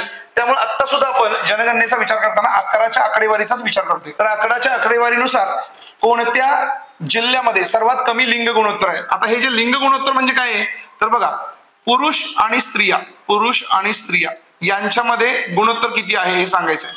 तर 1000 पुरुषांच्या मागे किती स्त्रिया असतात, म्हणजे 1000 पुरुषांची संख्या घेतली तर त्यावेळी स्त्रियांची संख्या किती आहे, या प्रमाणाला म्हणतो आपण लिंग गुणोत्तर. तर हे सर्वात कमी कुठल्या जिल्ह्यामध्ये आहे तर मुंबई शहर या जिल्ह्यामध्ये 2011च्या जनगणनेनुसार. याच्यामध्ये नेहमी बदल होत असतो, नवीन आकडेवारी की नवीन आकडेवारी आपल्याला पाठ करायची, लक्षात ठेवायचे. पुढचा प्रश्न बघा, पहिली महिला महाराष्ट्र केसरी कुस्ती 2023ची विजेती. आता इथे आपल्याला विजेतीचा प्रश्न विचारलेला नाही बरं का, विजेती उमेदवार कोण आहे तर प्रतीक्षा बागडी. आपल्याला विजेती कोण आहे विचारलेलं नाही, तर तिचे प्रशिक्षक कोण आहेत असं विचारलंय बघा. म्हणजे ज्या वेळेला आपण एखादा खेळ, पुरस्कार किंवा एखादं पुस्तक याच्यावरच्या प्रश्नांची तयारी करत असतो तेव्हा तो पुरस्कार कोणाला मिळाला हे तर महत्वाचं आहेच, पण त्याला सेंटर मानून त्याच्या अवतीभोवती इतर सुद्धा गोष्टी आपल्याला तयारी करणं गरजेचं आहे. आता पुरस्कार मिळाले प्रतीक्षा बागडी, पण प्रश्न आलाय आपल्याला त्यांचे प्रशिक्षक कोण आहेत ते. बघा, एक चांगला खेळाडू घडवायचं काम केलंय तर त्यांचं नाव काय, सुनील चंदनशिवे. त्यामुळे पुरस्काराचा अभ्यास करत असेल त्याच्या अवतीभोवती तो खेळाडू कुठल्या जिल्ह्यातील आहे, कुठं राहणार आहे, त्याचे प्रशिक्षक कोण आहेत, अशा थोडी अवतीभोवतीच्या प्रश्नांची तयारी करणं गरजेचं आहे. त्याच्यानंतर बघा पुढचा प्रश्न, खालीलपैकी कोणते राज्य दिव्यांग विभाग स्थापन करणारे पहिले राज्य ठरले. दिव्यांगांसाठी एक वेगळा विभाग स्थापन केलाय, तर अशा पद्धतीचं चांगलं काम करणारं राज्य कुठलं आहे तर ते चांगलं काम करणारं राज्य कुठलं आहे तर बघा महाराष्ट्र. महाराष्ट्रामध्ये दिव्यांगांसाठी वेगळा विभाग स्थापन करण्यात आलेला आहे. तर अशा पद्धतीचे काही प्रश्न आहेत, त्या अनुषंगाने आपण संपूर्ण मुंबई जिल्हा पोलीस भरतीच्या प्रश्नांवरती तयारी करत आहे. तर पोलीस भरतीच्या परिपूर्ण तयारीसाठी वेद फाउंडेशन या युट्यूब चॅनलला सबस्क्राईब करा. तर बघा, आपण आज मुंबई जिल्हा पोलीस भरतीच्या पेपरच्या तयारीच्या निमित्ताने संपूर्ण 100 प्रश्नांची तयारी केली. पोलीस भरतीला कुठल्या पद्धतीचे प्रश्न येऊ शकतात आणि मुंबईला कोणते पॅटर्न फॉलो केले जातात या अनुषंगाने हा पेपर तयार केला होता. आणि त्या पेपरची तयारी करत असताना किंवा आपण रिव्हिजन घेत असताना या प्रश्नपत्रिकेच्या माध्यमातून पेपरकडे आपला अप्रोच कसा असायला पाहिजे, पेपर सोडवताना आपण कुठल्या पद्धतीने प्रश्नाला बघितलं पाहिजे, या सगळ्या विषयांची इत्थंभूत चर्चा आपण केलेली आहे. आणि याच पद्धतीचे अजून बरेच पेपर आपण आपल्या चॅनलवरती घेणार आहोत. त्या पेपरच्या माध्यमातून येणाऱ्या परीक्षेमध्ये तुम्हाला यश संपादन करायला खूप मदत होईल. आणि अशा पद्धतीचे पेपर तुम्हाला सोडवण्यासाठी, तयारी करण्यासाठी आमच्या चॅनलला तुम्ही अजून सबस्क्राईब केलं नसेल तर सबस्क्राईब करून घ्या. आणि हा व्हिडिओ जर तुम्हाला आवडला असेल लाईक